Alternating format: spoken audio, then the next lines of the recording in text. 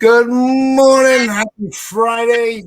The Yankees are AL East champions. Finally getting the game and with dominant fashion. It's a great way. What a way to end the week. It's been a great week. And I am, of course, Uncle Tass. I'm here with Rob, Donald. And joining us today is our good friend Spencer. So, welcome to the Pitch Chronicles. This is where fans become family. And I just want to go around the table, the excitement, the anticipation of what's to come.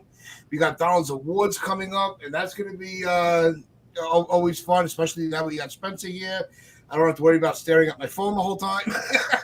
But, guys, how are we feeling that this is finally phase 2 is done? We got into the playoffs. Now we clinched the East, and now we are just a couple games away from clinching the best record in the AL. How are we all feeling? Rob, we'll go you first. It's about freaking time, man. I was starting to get a little worried that they might not win a game this series, but hey, they took the last one. That's the only one that counted as far as I'm concerned because we just needed one, and they beat their ass in the one game we had to have, and they beat their ass. So I'm glad we took it to them. Giancarlo Stanton's a monster. I'm tired of the disrespect about this guy. Every time they start to doubt him, he shows up in big moments. He's October ready. Aaron Judge is the best player in baseball, as we already knew. Dude gave the league a head start. Career high homerless streak, still gonna hit 60. I mean, that is unbelievable. And it seemed like they knew that this was the game they had to win, and they finally flipped that switch. And I said this the other day. They gotta hope they can flip that proverbial switch because it was getting a little dark there after those first two games. We're kind of like, ugh, even if they clinch, are we going to feel good? Let's just get the best record and go into the playoffs hot and hope they can catch some fire because that's the best thing right now. Yeah, Donald. Stanton is an absolute machine. He really is. And he's especially clutch. That's his best aspect for me is just how clutch he is, man. He just seems to always just come up in the biggest spots and absolutely mash. So I echo what Rob says there, man. Like I'm tired of the disrespect. Like the dude deserves a ton of credit, man. He's just an absolute machine. Aaron James Judge is on another planet. He's on another level. That's now 5 straight games with a home run. The man is incredible. He's only 2 away from hitting 60, which is unheard of at this stage. He could do it. Could be the second year out of 3 where he hits 60. The greatest player of our current generation, that's for sure. There's no debate about that. But you know what? I also want to say Garrett Cole. Wow. Yes. Balls on the table, man. Like that, he was on beast mode. He was in beast mode. Like he was staring down the umpire. He was fucking yelling at Austin Wells like, no, I'm fucking, this is my fucking game. I'm calling this motherfucker. You just catch, right? You put that glove there, I'm fucking throwing to it. That's what, because Garrett Cole was on a mission, man. He was on a mission. He's been on a mission for the last 2 straight games. It's like he heard the disrespect that he got after the Red Sox debacle, and he was just like, "Oh no! I'm tired of this disrespect. I'm the king here. I'm the king. I'm the best pitcher in baseball," and he proved it. So again, I'm tired of the Garrett Cole disrespect. So there's some dudes there that had some disrespect that shut him down pretty quick. So that was pretty cool. But most of all, I'm really happy for all of us, all Yankee fans and the Yankee organization. We missed it last year. We're back up at the top of the tree again, which is cool. And you know what? A big shout out to everyone in our chat that has been with us since day one, man. You're always there Monday, Wednesday, Friday, every morning, showing up and showing out, talking about the Yankees like we love to do. Because we just want to give you guys good content, and we're really happy that the Yankees have given us something to celebrate, and in turn you guys too. So hit that like button, hit that sub button. But yeah, I mean I'm happy for those dudes I mentioned, and I'm happy for our fans because it's cool. It's cool to be back up at the top again. Yeah, totally. So, Spencer, it's been a roller coaster of a year for you. Yeah. But I mean, this has been a team that is finally given some optimism and excitement, something to enjoy. So, how are you feeling now that we've finished phase 2 of the Yankee dominance? Oh, Bobby, you guys, Pinstripe Chronicles, terrific podcast. 800, approaching 800 subscribers. You guys are going to get to 1K sooner than you guys know it. For those of you guys and women new to the podcast, 6 months ago, I was lying in a hospital bed in Philadelphia. I lost my eyesight to a very rare autoimmune condition. I was blind for 3.5 months.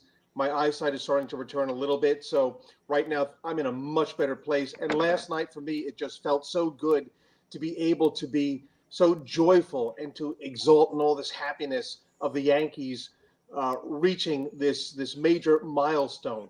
No, it's not the World Series. We know that we've got more work to do, but I think all of us here are able to appreciate the moment. And one thing that I like about everybody in the chat and this group that I've been chatting with and have been kind enough to let me on over the years is we've all been following this team as we do every year since the day pitchers and catchers opened up. And we see the work that these guys put in, and we know how hard it is to get here. And when it's finally here, it is something to celebrate. So I am just so happy to be able to celebrate this moment. It feels good to have something like this to be able to celebrate. And hey, with your Yankees in the playoffs, you know me, guys, you got to get the gear. So I am. Oh shit! Oh shit! I'm ready for Yeah. next Saturday night. You know, I still got to get my AL East champions cap like we saw in the locker room. So I ain't waiting on that stuff. Now, I'm glad you handed me the floor a little bit, Bobby, because I got to bring up the first issue. I got an issue already, okay? And that is Aaron Judge. Aaron Judge. Now, I was at the wild card game in 2017 and 2018. I was at Game 4 of the ALCS in 2017. I watch all the playoff games. Aaron Judge, he hit some big home runs in those series, hit a big home run in the 2020 ALDS against Tampa. He gets the hits, he gets the walks. Now in 2022, we remember he struggled a little bit. I remember in one of those games, he struck out 4 times. But now, like the chatter on Twitter and on radio stations is Aaron Judge is a guy that goes cold in the playoffs, and we hope he doesn't go cold in the playoffs.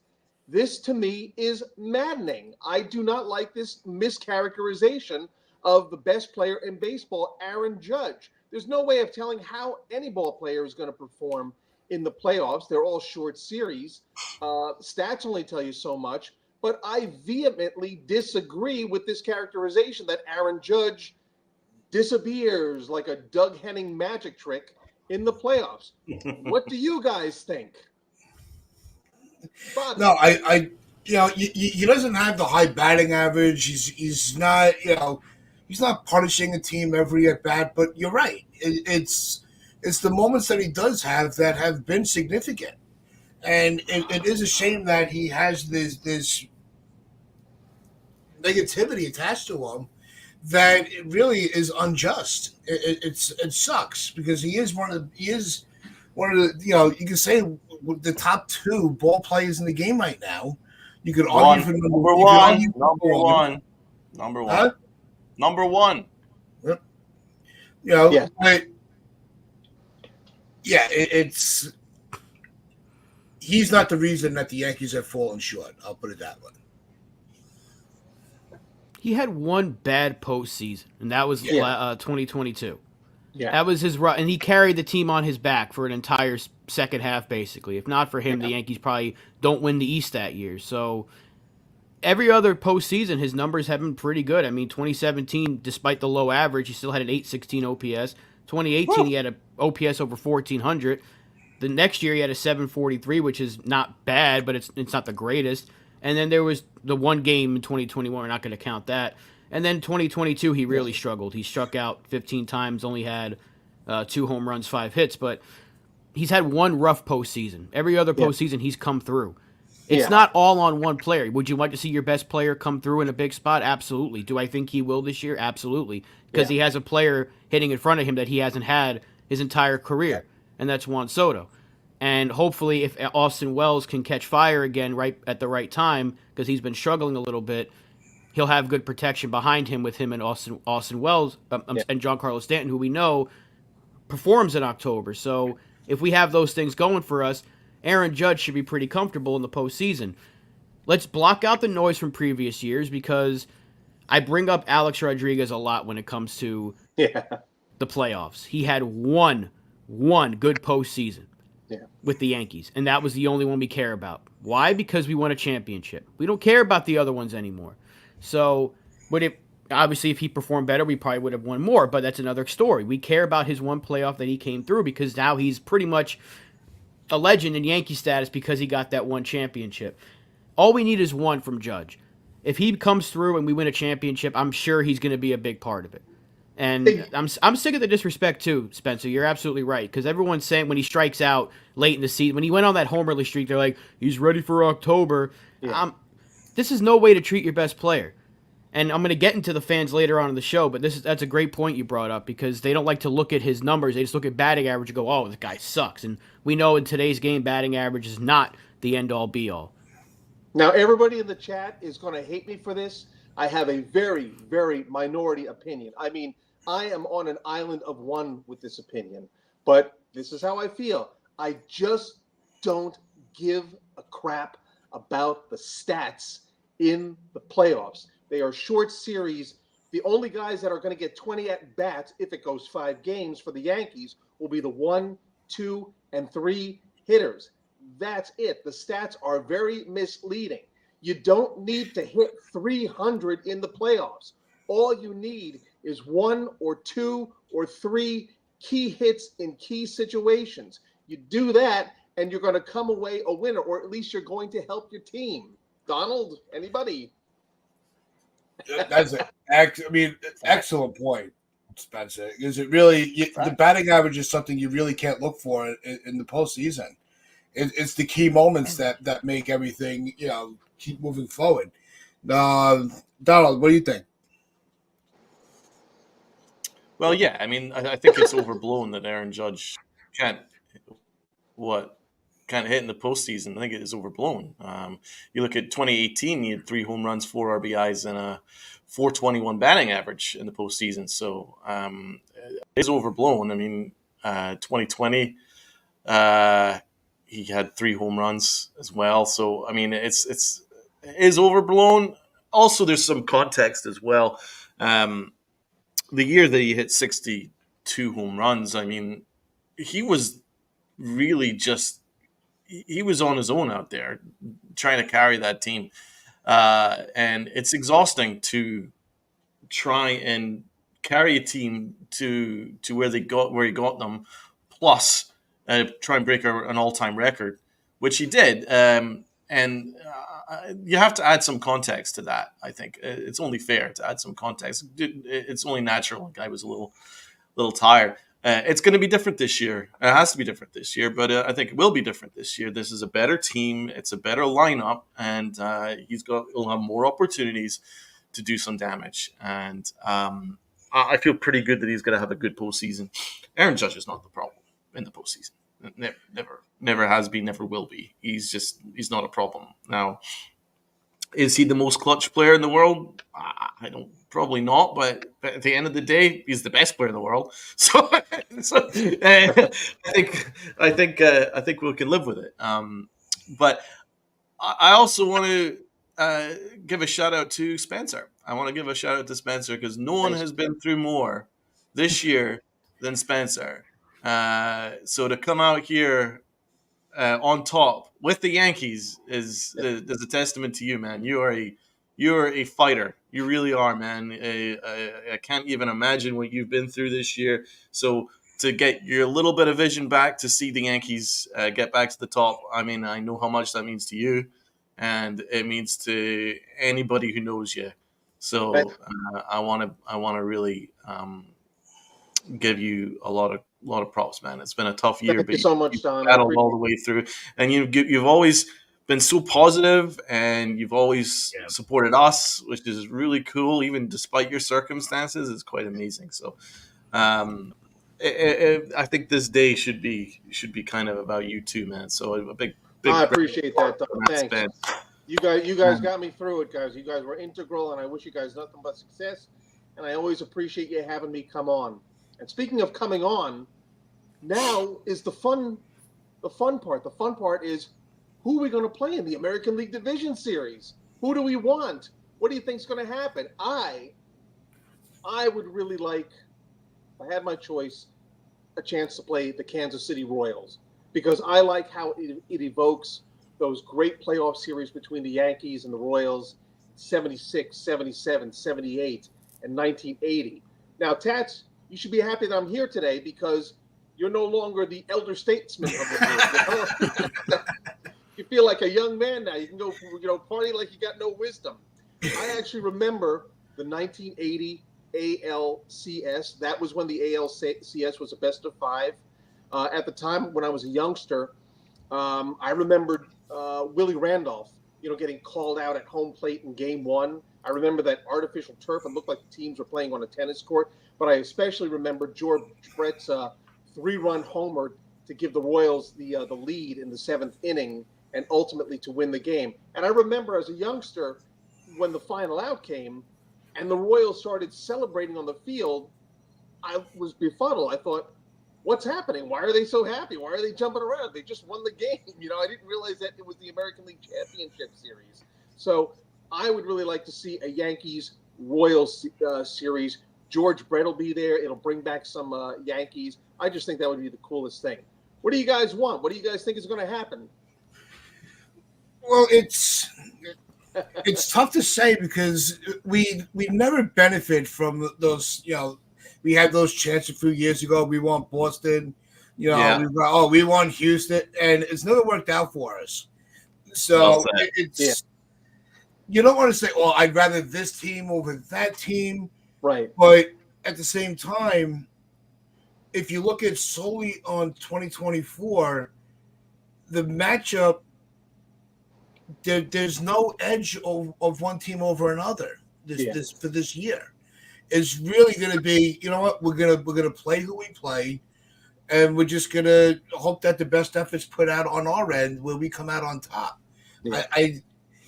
This is that year that I don't want to be like, well, this team, we swept the Astros in the regular season, but that was before they realized that the season had started.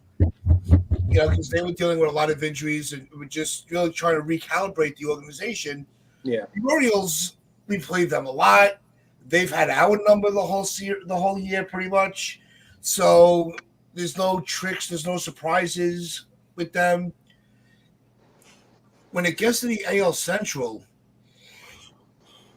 I want to say that would give me more confidence, but then again, it's the postseason. It all depends. It also depends. You don't know what kind of umpire is going to be behind the plate. There's so many variables that come into it. It's hard to make that assumption this year. Tats, you nailed it in one, man. We shouldn't be in any position going, oh, I hope we get these guys. I hope we get this guy, because you've named it. I can remember a series where we were all rooting for to face the Tigers one year, especially in the playoffs recently, and then they knocked us out. And then it's like we're in no position to be doing that. Just whoever we face, just try and beat them and just focus on that, because whether we're road warriors, whether we'll go home field the whole way through, it doesn't really matter. It's really about postseason. It's a different ball game. It's a different team. It's a different game. And I'll tell you what, these teams, that whoever we face, are going to be extra motivated to face, especially if it's a Yankee Stadium. They're going to be even more determined to beat us. So we just have to be humble and take it a game at a time. Yeah. And it's still it's going to be a heck of a road to get to the World Series. That's just a fact, no matter who we face. So Tats, you nailed it in one, man. I really, there's no one I want, because everyone's capable of beating us. We're capable of beating everyone, but everyone's capable of beating us. Yeah. And we've shown this year that we've beat ourselves more than other teams have beaten us. You know? So, but I want to get Rob's opinion on it. I don't care who we play. Just beat them. There you go. Well, I will Just say, I'm not saying that I want Kansas City. Like I think we could beat them. I'm just saying, like from the selling point, the marketing of like what would like evoke the past to me. Like that's what I get out of the Royals. I mean, but yeah, I don't necessarily want them. I'll tell you this also. I'm a little nervous if we have to play the Tigers. They are hot. They have really forced their way into the playoffs. They've got nothing to lose. They're the underdog. And historically, they have beaten the Yankees, as Donald intimated. They have beaten the Yankees 3 times. They have met in the playoffs. And all of those times were in the American League Division Series. So we don't exactly have history on our side. I get a little nervous playing Cleveland also. I mean, we've taken care of Cleveland in the past, but eventually things even out. So I don't want that hanging over our heads too. And what about the Nat Houston game? What about that Nat game in Cleveland with Jabba Chamberlain on the mound? He was eaten alive by gnats. That was disgusting. I can still see them on his neck. That was terrible. Oh, yeah. Anything can happen, man. Yeah. Anything can happen. And we were supposed to win that series easily. Yeah, that's why the whole postseason is a crapshoot thing is actually true, because the Yankees should have been the runaway favorites in the American League that year. 07, we were an unstoppable force, and it was looking like Yankees Mets all the way. Those two teams were on fire, best teams in baseball, and guess who didn't make it to the World Series that year? Yeah. The Yankees and the Mets. So there's no guarantee, and I know that comes. It sounds like I'm saying that as I'm Hal Steinbrenner and Brian Cashman, but it's true. There's no guarantees in October. Anything can happen. We can go undefeated. We could get swept in the first round. It's entirely possible. So just look at who we're playing when we find out officially who we're playing, and hope that they find a good game plan to beat them. I know it sounds very basic what I'm saying, but that's all we can do, because I'm not going to sit here and say I want Houston. I don't. I don't want to see Detroit. I don't want to see Skubal in the playoffs. Are you kidding me? We can barely hit some guy named Thomas Jefferson if they drew him on the mound. I don't want to deal with the best pitcher in baseball right now. So whoever we play, let's just hope they got a game plan. But if we're going by records, I guess Kansas City would be like if we're going by the regular season. It's like Kansas City is a team that we've beaten up on, but then again, they're really good. And we talked about this in their last series. They're a fun team, and they've got the ingredients to beat a team like the Yankees. So let's just see who we're playing and hope that they game plan for it and have the right roster in place. Because Ken brought it up earlier in our chat. The Yankees have an element this year they haven't had in the past, which is speed, with guys like Jazz, Volpe, and Birdie. So let's hope they use it. And let's hope get back on the positive side about our Yankees also, Rob. This is a good team. Yeah. I feel good about this team. We've got a good mix of veterans and young players. We are all on the same page. I do believe that there was an after effect after Boone had that public disciplining of Gleyber Torres. The team has been on fire since that happened. And I think last year, the taste of failure can be a real motivating factor. By the way, does anybody realize that Aaron Judge is the only player left from 2017? He is the only player on the Yankees that played on a Yankee team managed by Joe Girardi. Anybody realize that? He's gone through a lot of failure, and I think he is ready to kick it in and to get to the World Series. I feel very good about this team. I think we're going to have a deep run. Wasn't Canely in her? Yeah, Canely was there. Yeah. Canely was there. Can't you just let me have this?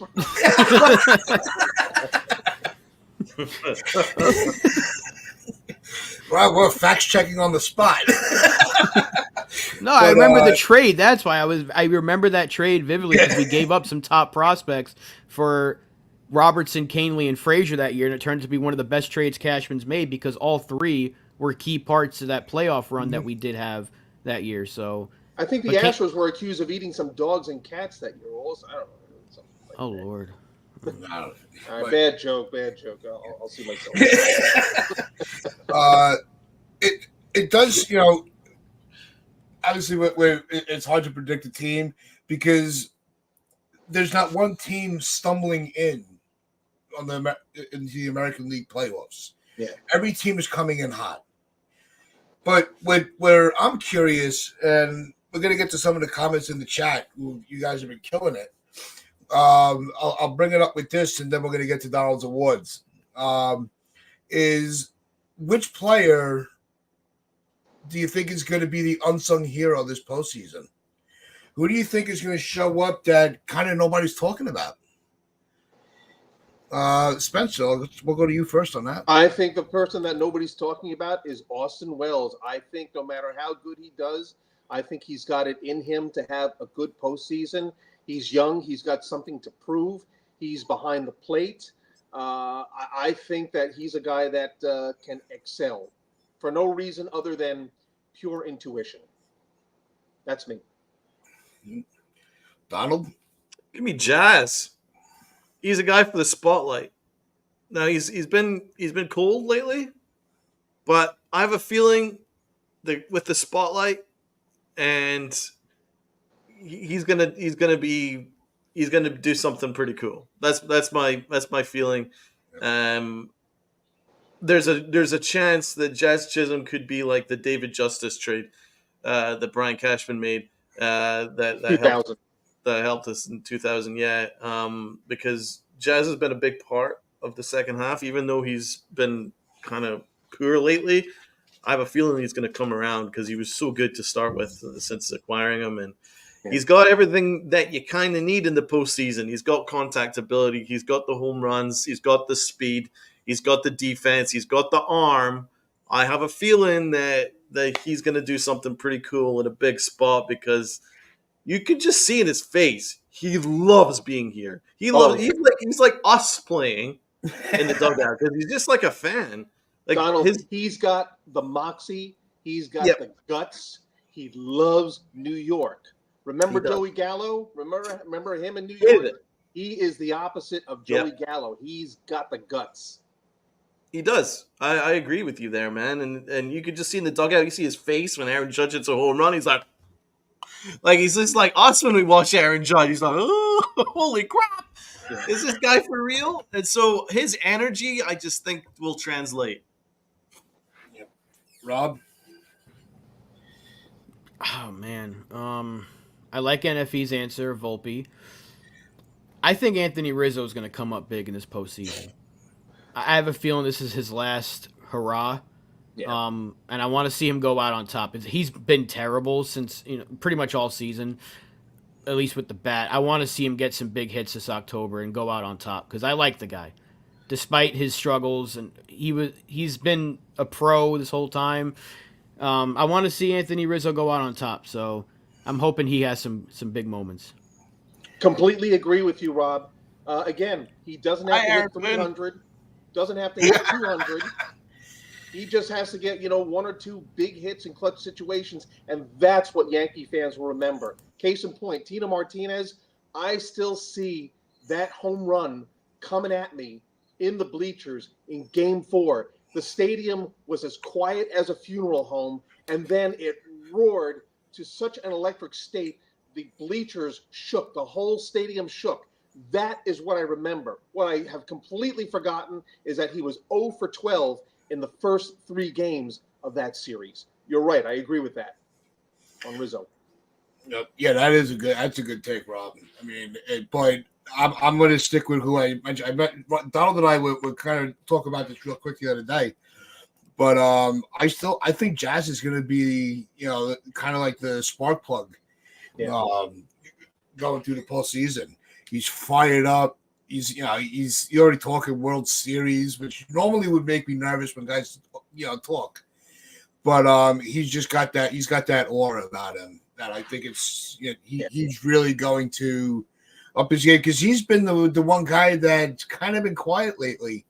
So I think he's that guy that can start get going once these games mean something. And also coming from a team going from the Marlins to the Yankees is definitely something that can motivate a player to show what they can do. You got taken from the second stage of the festival, Now you're on the main stage, and so now it's time for him to rise to the occasion. So It's like going from Southside Johnny to the E Street Band. It's like no, want to bring up this comment from Willard. He goes, by the way, hate on Astros all you want, which we're not. Telling you Houston will sweep the Tigers, beat Cleveland, face Yankees in the ALCS with their pitching, and that's exactly what that was the point that we were all making. You can't say we want this team, we want that team, and every team is going into the postseason hot. So no, we're not hating on the Astros at all, because I already said you can't count the regular season record.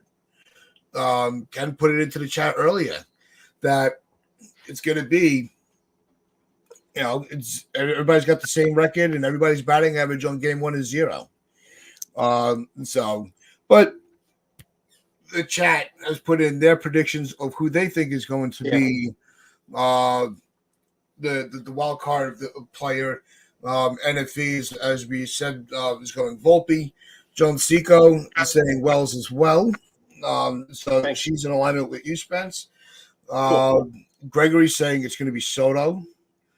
Mr. Barrows is with Donald and I. He's saying Jazz. Ken's saying Verdugo's going to be a dog in the postseason. Chris is saying Jazz as well. Egyptian's magician is that Rizzo's been hitting ball hard the last few games. That could be something. Yeah. So you got Judge. So there's a lot. Judge isn't a wild card. I mean, come on. Yeah, boy, nobody's saying it's like Judge aren't wild cards. And Giancarlo really didn't count in that. Exactly. Those 3 we know are going to show up. But it is time. It is time. Let's get to Don's Awards.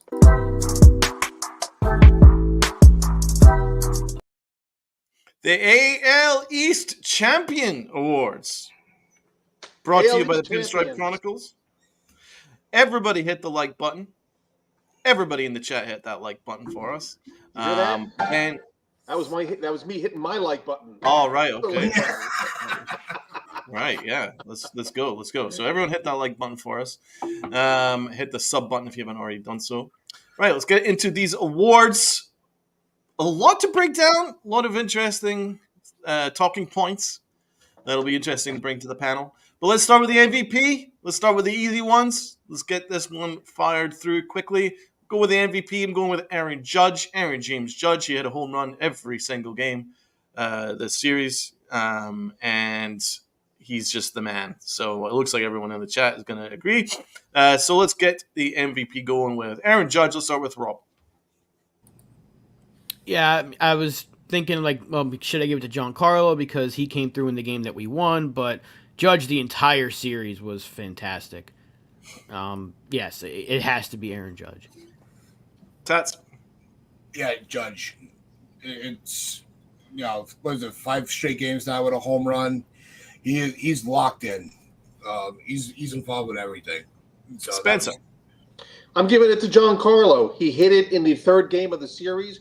We were down 2. If we don't win that game and we face Paul Skeens tonight, things could get a little dicey, a little bit more pressure. Got the RBIs for us. I love Aaron Judge, but I'm giving the MVP to Giancarlo Stanton. I love Giancarlo. He's my man. Number 27. My man. Okay, low-key MVP. That's where I'm going with Giancarlo. He's the low-key MVP. Rob. Yeah, that's where I'm going with Giancarlo. I wanted to give it to Cole, but obviously we have a pitching award for that, and he was one of the only pitchers that performed. So, yeah, Giancarlo Stanton, low-key. Tats.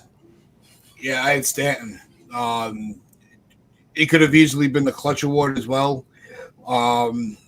But his outing yesterday, he's not just a home run hitter. The bases clearing double, I mean, he was locked in. We don't win that game without him and Cole. Of course. Spencer. I'm going to give mine to Soto. I thought he really helped out with the win yesterday. It is the low-key MVP, so he had kind of a low-key performance for Juan Soto, so to say. So That's where. Yeah, he had goes. important series. He came through Yeah. on a bunch of occasions. He was really good. Good call. Great, of course. But it's Juan Soto. Of course, he's great. He's generational. 20-year contract. Let's go with the Clutch Award. I mean, if anyone gives me anyone other than Stanton, you'll need to get your head checked. It's Carlos Stanton. We should probably just skip this award if we're being honest. There's no other choice. We're all in agreement. Stanton. Well, yeah. Stanton, I'm going to give it Right. to him. Double Anyone award. in the chat is MVP going to and try and clutch. disagree with me. Y'all are in some trouble. Right? Big motherfucking G. All right. Let's go with the pitching award. Again, I think this is pretty much unanimous. It has to be Garrett Cole. I mean, that guy just was an animal. He was in beast mode. I was even saying that when I was watching it. It was like, this dude is in beast mode. Especially when, after the strikeout, and he walked off the mound, and he stared down that umpire like, you piece of shit. I'm coming for you. Like, that was badass, man. It was just like, boom. It was like Tony Soprano on the mound. Yeah. So let's all give a shout out to Garrett Cole. Garrett Cole. I think even if Rob's dad would probably have to give him credit for that one, right? Oh yeah, he's a has-been, so yes, it's only a has-been can perform like that in a game we need to win. Yeah, that has been pretty good. Pretty fucking good, isn't he? And to all those other clowns that are out there saying to let him walk, how was that performance? You still want to let him go? 16 innings, 1 run, complete game, and a shutout. Yeah, right. Yeah, he is ready. He sucks. Yeah, he's the best. Everyone is going with Cole. That's good. Right. Well, that was that stuff out the way. Now we've got some talking points to get into. Aaron Boone.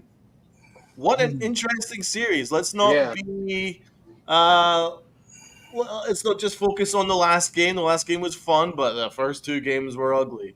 So let's start with Rob. He'll break it down for me. He kind of had a interesting series. The last game obviously was great. He didn't really do anything that hurt us necessarily, although that first game where he didn't play Dominguez, but then he brought him in to pinch hit for Volpe was weird. He wasn't good enough to start over Verdugo. And then you put him in late in the game in a big spot. I don't get it. Simply for that, I'm giving him a 4. We didn't win the series, and that was a very strange move. So, yeah, I can't give him a passing grade for a series loss, despite the fact that we won the division. I'm giving him a 4. Yeah, I can't give him like higher than a 7 or an 8, which might sound surprising to you. But, I mean, there really weren't any moves made by him that necessarily cost the Yankees the first 2 games. The Yankees really did it to themselves. So I give him a 6. Yeah, I gave him a 4. I don't think he came into the series with any sense of urgency. I thought, he was kind of a little lazy in his managerial approaches. Kind of like, he kind of had this feeling like, we only have to win 1 more game. They could do it. I don't have to really do much. He didn't make any moves that cost us the series. But I don't think he made any moves where you were like, this manager is locked in. He wants this. I didn't feel that from him this series, so I gave him a 4. All right. So for y'all saying that he didn't make a move that cost us, how about when he had the infield bunt depth down 5? Because that cost us a run, and that meant that when Aaron Judge made that monster comeback, it was still meaningless. Yeah. If he didn't do that, he actually had decent alignment in the infield. We make that up because it was a pop-up that would have been a pop-up to Gleyber Torres, but Torres was out of position because we're playing at bunt depth down 5. Give me a break. It was stupid. And it cost us a run. And so, you can't say that he didn't do something that cost us. That was something that cost us. Another thing that cost us was going Mark Leiter and Tim Meza in the first game. Like, are we serious here? Are we are we trying to win? Like, that was really poor bullpen management, poor infield management. I felt that a bunch of occasions during Stroman getting lit up, a lot of it were ground balls, but a lot of our guys were out of position. There was maybe some alignment issues there. just it wasn't great. It wasn't pretty. And then the worst of all was obviously the whole Dominguez Verdugo thing. It's becoming a problem, and let's hope that we find a decent solution out of it. But I can't blame Dominguez for a lot of this, man. I mean, he's only been up for 2 weeks, so I think there was some issues there that Aaron Boone. So I'm gonna give Aaron Boone a 3 out of 10. Not a great series from Aaron Boone. Hey man, give me the job. I'll do it. Let's go with the L. We lost the series, so there's some L's to give around. Let's start with Rob to break it down for me. I'm actually going to give this to an Oriole because they, what's their manager? Hyde? He took Burns out at like 69 pitches. Thank you. Because the guy was shutting us down. Yeah. So if he didn't do that, we may not have won that game because the second they took him out, man, I fucking wish he was a Yankee. I was saying all offseason, that's the guy. One of the two guys I would have traded Spencer Jones for was Corbin Burns. That dude's an absolute horse. You imagine him behind Garrett Cole, followed by Rodon. That's absolutely disgusting. I'm still mad that he's an Oriole this year. But yeah, thank you, Brandon Hyde, for taking him out of the game because that helped us win because that dude was shutting us down. He's not a good manager, Brandon Hyde. Aaron Boone's a better manager than Brandon. How bad? That's a low blow, dude. That's right. I said it.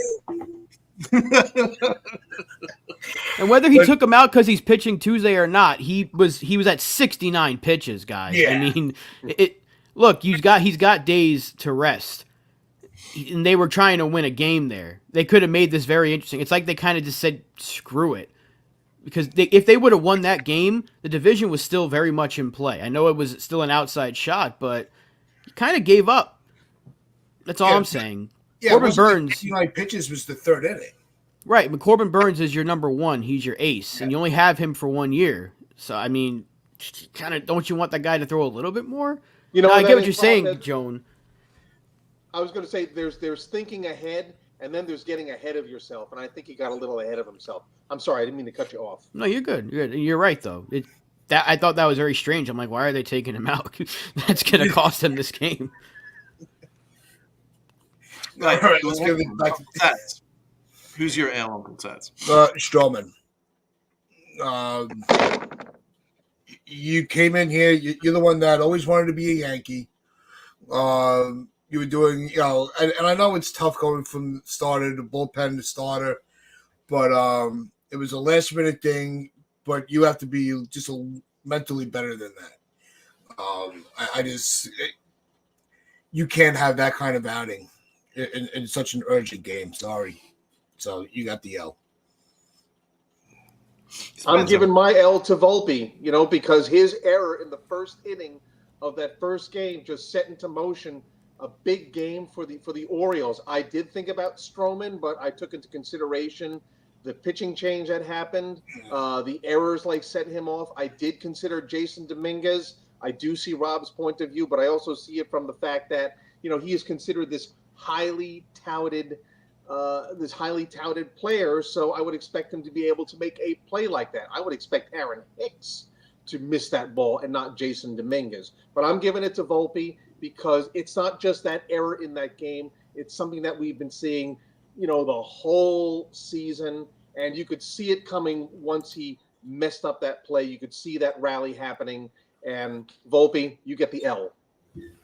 That's a really good point, Spencer. If anyone watched that inning, I felt there was about 4 or 5 balls in the first inning that Volpe should have had.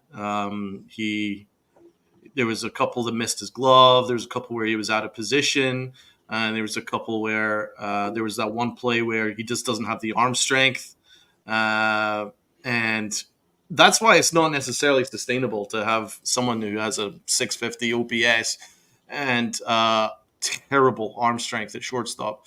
He has to hop if he wants to get that ball over to first. It's not great. And his routine It's not like he's making an amazing play and then he's like hopping to get it to first. It's like a routine, and sometimes you see it bounce 3 times just to get to Anthony Rizzo.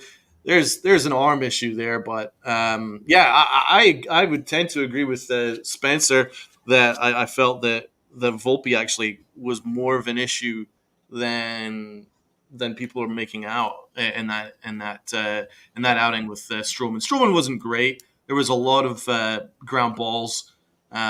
He should have found a way of stopping it, but he kind of let it get in his head a little bit. And I think once Dominguez dropped it, then Stroman was cooked.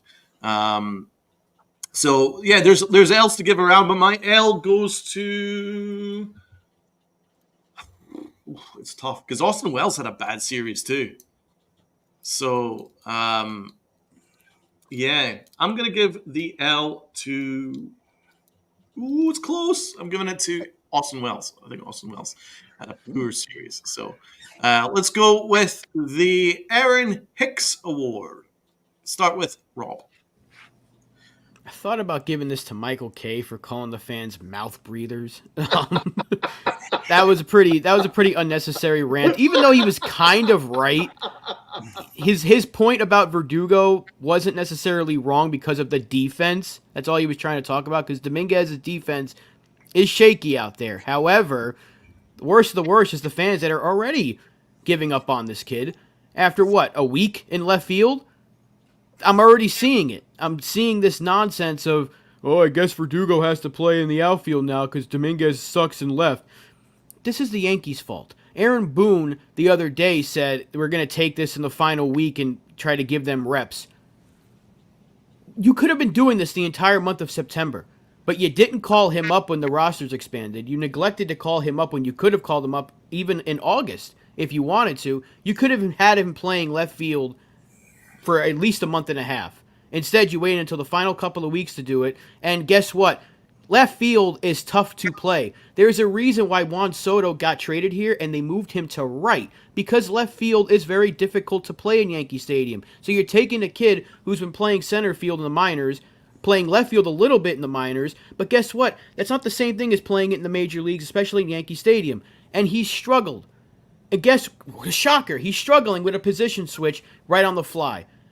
I don't blame Dominguez. I mean, it wasn't a good play. You got to make the catch, first of all. But you already have fans that are already, 2 weeks ago, call the kid up. Oh, he's the future. Play the Martian. Play the Martian. Well, they're playing the Martian. He makes an error. Oh, God. We can't have this in the postseason. Don't start him. Oh, get him, send him back down, whatever. I'm already seeing it. And this is why I preach patience all the time with prospects. And that's why I don't want to go so hard when it comes to Volpe struggles, because he's still very early in his career. Now, he should be a lot better. I'm not going to excuse him for those errors. You're absolutely right about that, Spencer. But these are still 23, 22, 21-year-old players that we're talking about here. These are kids. These are kids that are just coming up to play the game. It takes a while. It does. I know people don't want to hear it, but it takes a while to hone your craft. Not everyone's gonna be a superstar day one. Not everyone's gonna be a superstar in year 2. That's why I keep saying you got to give it 3 years with some players, especially guys that are this young. Yeah. And we're already seeing the disdain for Dominguez in the outfield after a couple of bad plays. It's ridiculous. That's why I'm giving the worst of the worst to these to fans, because you guys asked for it. You got it, and you're complaining. Maybe just stop asking to play the prospects. I don't know. Agreed. I mean, you're spot on about the disrespect that Dominguez is getting. It's out of hand. It's out of hand. Like, stop being.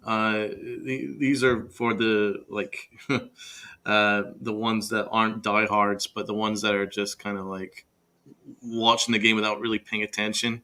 Yeah. I mean, the Yankees have put him in no position to succeed. Absolutely no position to succeed. Yeah. I mean, you heard Paul O'Neill say, I love Paulie, but Paul O'Neill said in the broadcast last night, he said, Dominguez hasn't really shown much this year. This year in the bigs. It's been 2.5 weeks. I mean, let's add some context here. I mean, a year can't be 2.5 weeks. I'm sorry, that's not fair, especially if you're 21 years old. So I think in general, there's a lot of L's to give out. with this whole Dominguez treatment. Another thing, to add to Rob's point, center field and left field are two completely different positions. Yeah. It's true that the ball is different. Your mechanics are different in center field as opposed to left field. If it was that easy, Aaron Judge would be playing left field. Aaron Judge is a better right fielder than he is a center fielder, and he isn't a great left fielder. Juan Soto isn't a great left fielder, right? That's why he's playing right field. It's not the easiest to play, right? It's different. Verdugo's actually a good left fielder, but he's a sucky center fielder / right fielder. So it's different positions. So it's really important that people need to start paying attention, right? Just because you plop somebody over there doesn't mean that you're necessarily going to be good. Yeah. It's different. It's different mechanics. And Dominguez is a center fielder.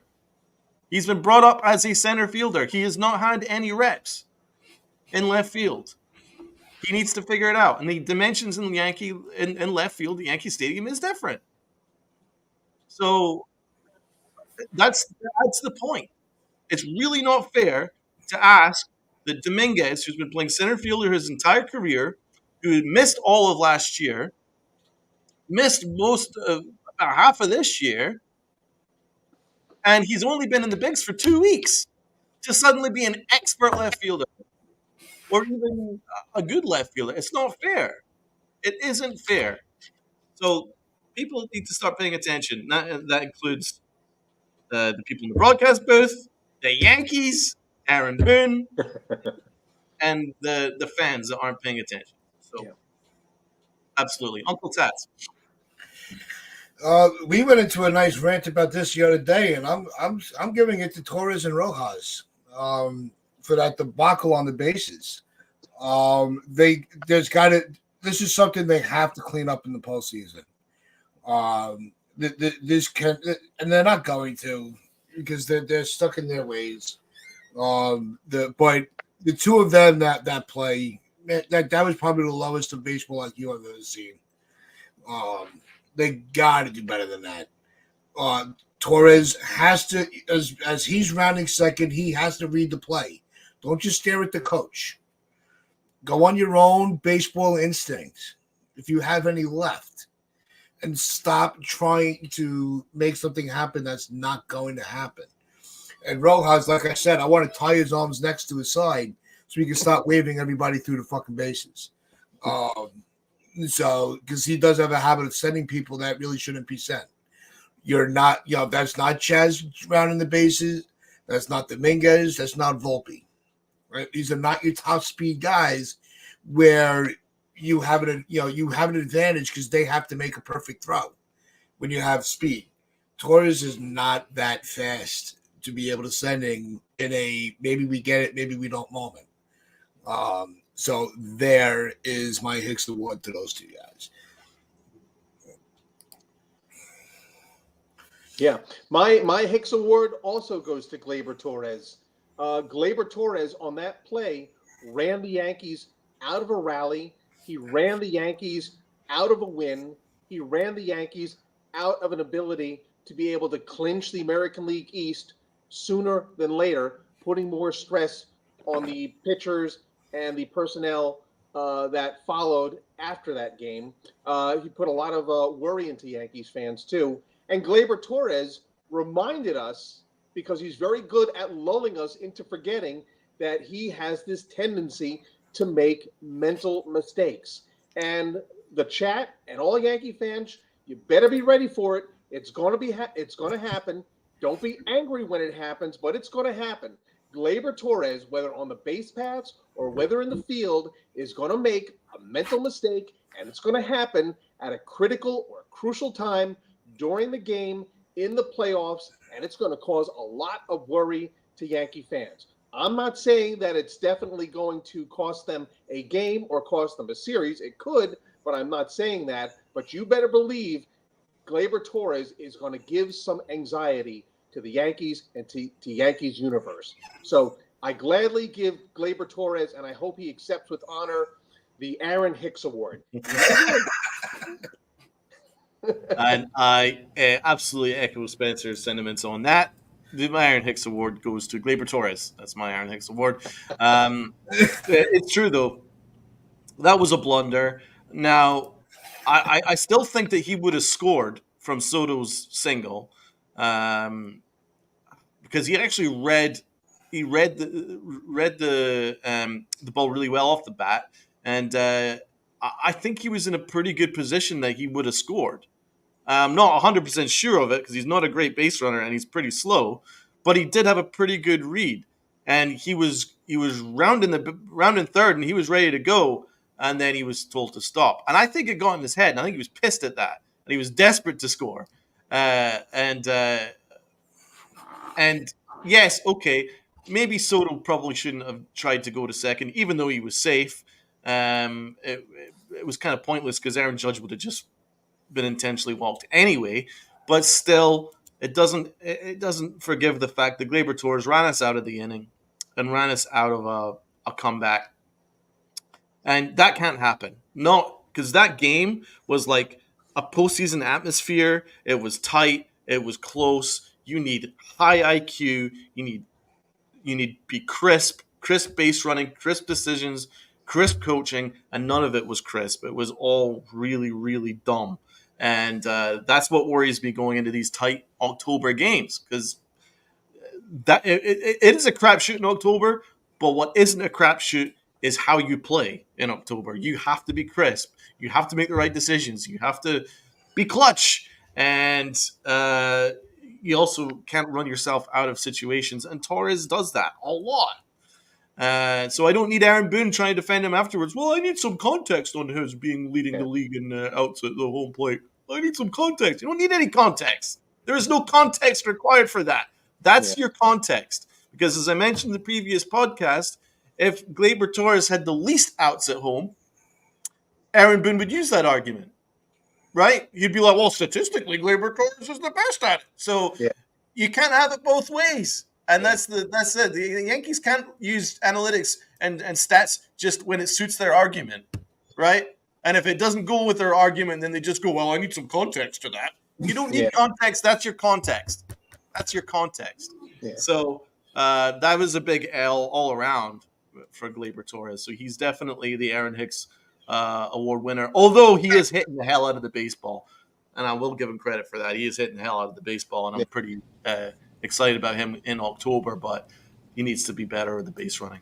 And Like I that's said- why it's important to you have to differentiate the two things, because there's a lot of like, whoa, well, he was good with the bat that game. Well, yeah, but he also was a big part of why we did lose. It wasn't all on him, but it was a huge part of why we lost that game was Torres and Rojas, and it always seems to happen with Torres more than any other players. Like when there's a mental issue with the New York Yankees, who's the first player that pops into your head? Yeah. Is it not number 25? That's just how it's been with him, because the kid's got the guy's got so much potential to be really freaking good. We've seen it. This is actually really important postseason for Aaron Boone, because he's got a guy on the bench in John Burry that can come in as a defensive replacement and a speed threat late in the game. Yeah. You can eliminate those possibilities late in the game. It would be a tough pill to swallow because Torres could be like 2 for 4 or something like that, but you definitely want your best defense and you want your best speed out there in those important spots in the game. We'll see if they use Birdie to his full arsenal in October, because I don't want to see Gleyber Torres out there late in the game, because like Spencer said, those mental lapses seem to come at the most important times. I don't want to sound like I'm defending Clay Holmes, but how many of Holmes' blown saves can be directly pointing to a Gleyber Torres error? Yeah. Think about the Kansas City game. Like there's a lot of issues with Gleyber Torres' defense late in games. I'm hoping that's not the case in October, but it's happened more times than not for us to ignore it simply because he's hitting the ball. I love that he's hitting again, but those issues do come along with it, and it's been a lot less lately, but it's still coming. And that needs to stop, because we're at the most important part of the season now. To echo that point, Rob, Gleyber's been with the team since 2018. Now let's go back to 2018. Think to yourself, have you ever felt a lack of confidence with Aaron Judge in the field? Do you feel like he's going to miss the cutoff man? Do you feel like a lack of confidence with Austin Wells at the plate? Do you think that he can't call a game, that he can't throw out a runner? Do you feel a lack of confidence with Rizzo at first base or whoever's playing third base? I mean, you don't feel that kind of lack of confidence, maybe with Volpe, but that's another story. We can get into that another time. But with Gleyber Torres, you feel like, yeah, like over the years, I don't even need to see the stats. I don't even need to be given the laundry list of games where he made a mental mistake. I just know he's made a lot of mistakes, and I'm ready for it. You know, I'm just praying that it doesn't cost us a game, and I'm just praying it doesn't cost us a series because this team is so good. They deserve to get to the World Series. They deserve to win the World Series, and it would really suck if they didn't get there and if they didn't win the World Series because of a mental mistake. Yep. Roster wise, we should be in the ALCS, and we should be even in the World Series roster wise. We've got the best roster in the American League. I absolutely do believe that. It's just about between your ears. Is that where we're the best in the American League? That's the question. I know we did our awards already, but I did want to get your guys' take on the Yankees are now going to have 5 days off. I'm not particularly worried about them missing the wild card series. Again, I think that's more in players' heads. I think that points more towards, in baseball, it's all about the execution. You have to execute. So it doesn't matter if you have 5 days off or not. Just execute and you'll be okay. You guys want to answer? You guys want to respond? Yeah, it's up to them because we've seen it before, like the days off. Like in football, it happens to teams, and baseball, it happens to teams. I'm not too sure about basketball, but I mean, you get into that mode of playing every day, but there's certainly some guys on this team that could use a break. So Yeah. I think they're going to take that break. But a guy like Garrett Cole might not want the break. He seems to get angry when his start's delayed by 15 seconds. So I don't know how he's going to do with the 5-day break, but. Yeah. Hopefully they stay prepared. That's all we can hope for. Yeah. They wanted this. We wanted them to get this, so they got to be prepared. But it is a fair point because it's happened to teams in the past. That layoff sometimes affects you. No, I'm I'm also cross glad that my they finger. skipped the wild card series because as a season ticket holder, you have to prepay, for all rounds of the playoffs. So I get a nice little credit now because those wild card games won't be played. So more money in my pocket makes me happy. No, I think it could also go on the other end of the argument where, the rest can give them a little more, can refill the tank to go deeper into the postseason. Yeah. So it could go both ways on that. I don't think there's a clear-cut answer or a clear-cut formula of games played in the postseason to equate to how successful you are. I don't think that's the case. So the pitching staff, I'm sure they're going to appreciate the rest on their arm, but it's also, you don't want the bats to cool down either. But this team seems resilient enough after everything they've gone through this season. These days that they're going to have where they're not involved, they're not on the field, they're going to be on the field working on stuff. They're not sitting at home putting their feet up. They're going to keep they're going to keep themselves sharp. So this particular year, I'm not worried about sitting down for a few games. Donald, I want to ask you something. I got no love for the Houston Astros, but it does seem kind of messed up that with the added teams, which I like more teams being in the playoffs, but there's something messed up that now you have a division winner that gets relegated to this wild card round, best of 3. I don't like it. Now, if it was the Yankees that were in this best of 3, none of us would like that, okay? So it's not that I feel any sympathy for Houston, but I think baseball's got to fix their playoff format. They've got to get a division winner out of the wild card. What's the point of being a division winner and then getting punished in this wild card round unless you win? It's a very fair point, but as you've mentioned before, it's important to emphasize there's not really a direct advantage necessarily if you're resting 4 or 5 days or if you're playing every day. I mean, I think that you could say that if you're playing every day, you're actually at an advantage because I've seen plenty of occasions in the past in the postseason that the hottest team make it to the World Series because they've got they've got their tails up, they've got their momentum, they're hot, they're focused, and they haven't had a day off, and they just keep going, and it actually helps them. And I've seen occasions, certainly with the Yankees, where they rest for a couple of days and they come back and they look a little bit cold. So it's not necessarily a disadvantage to the Astros. In fact, it could work in their favor. But do I love all the extra wild card teams? No.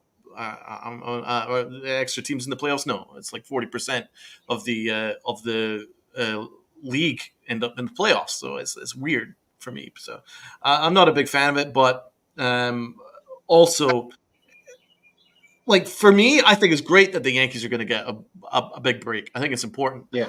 And it's most important for Soto and Judge because they have carried this team every single day.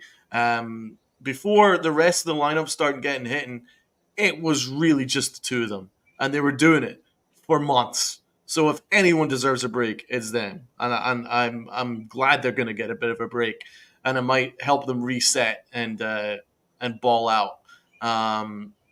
It'll help Stanton to rest up, to ball out, and things like that. So I think for a veteran team, and I think it should work in our favor. But I think there's plenty of examples where the hottest team make it. So hey, maybe one of these teams that are playing these extra games are going to make it. Who knows?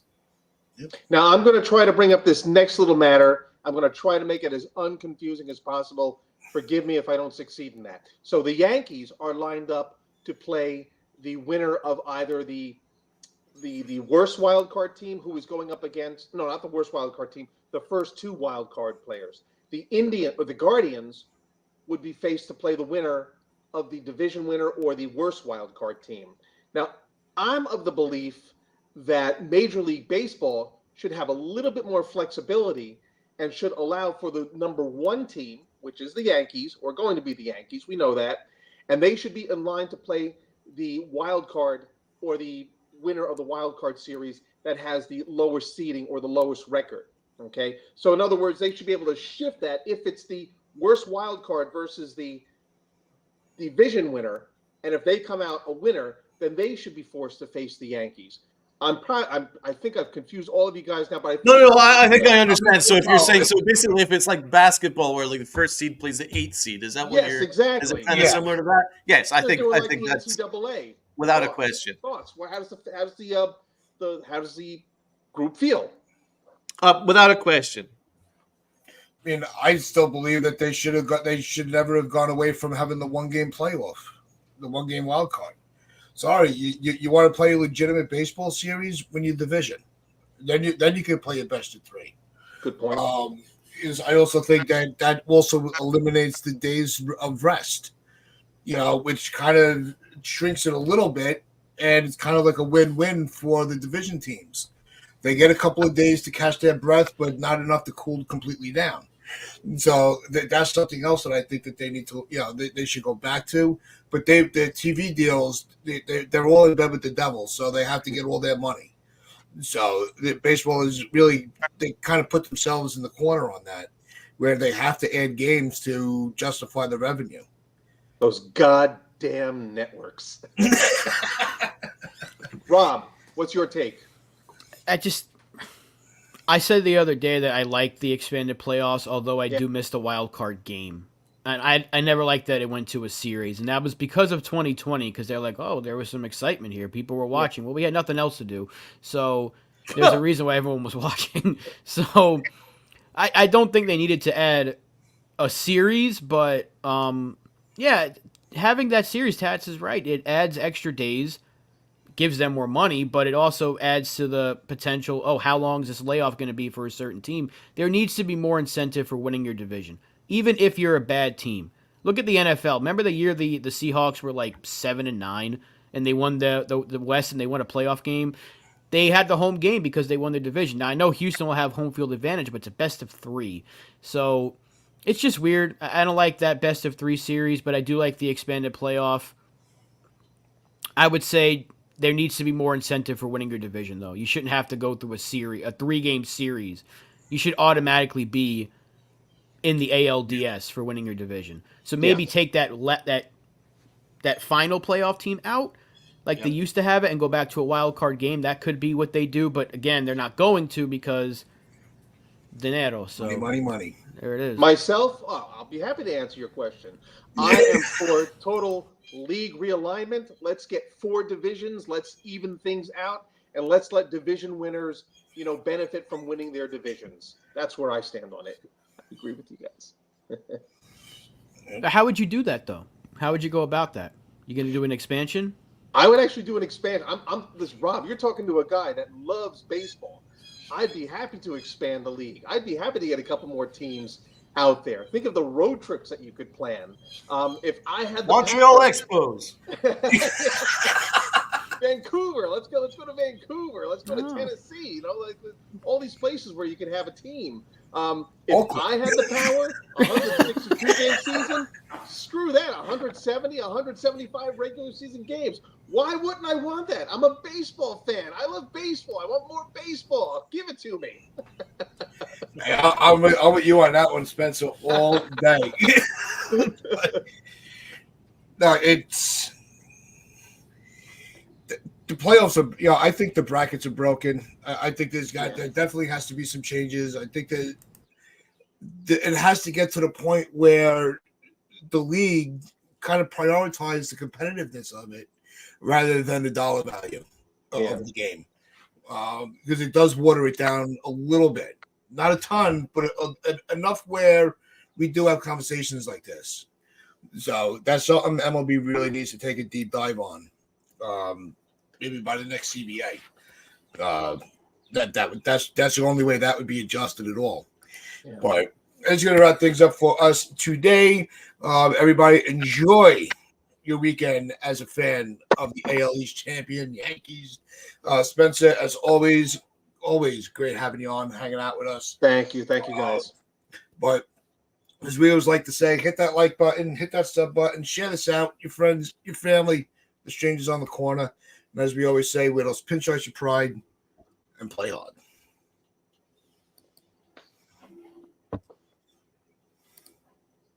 That was a great show. I really enjoyed it.